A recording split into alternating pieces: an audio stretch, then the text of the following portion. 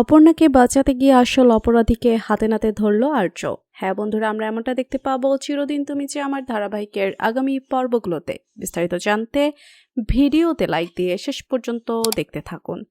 আর্য রাজলক্ষ্মীকে বলছে যে ওই বডিটাকে শনাক্ত করার জন্য তো সতীনাথ বাবুকে যেতে হবে, তাই না? রাজলক্ষ্মী বলছে হ্যাঁ সেটা তো বুঝতে পারছি। তখন আর্য বলছে তুমি যখন এত কিছু বুঝতে পারছো, কিন্তু কেউ কি আমার অবস্থাটা বুঝতে পারছো একবারও?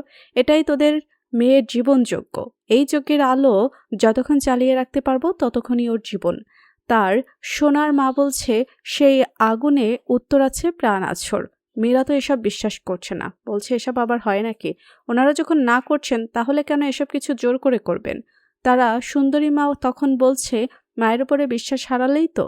মীরা বলছে না, মানে কার্যকরণ তো কিছু একটা থাকবে।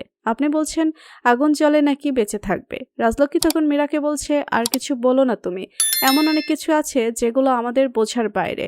আর তারা সুন্দরী মা যখন একবার ভরসা দিয়েছেন তখন আমার মা রুদ্র মাতঙ্গীর উপরেই ভরসা রাখি।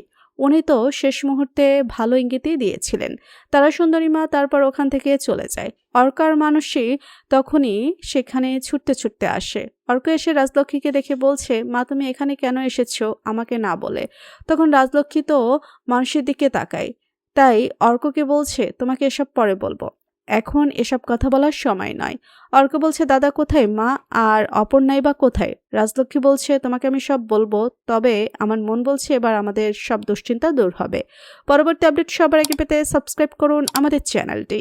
ধন্যবাদ।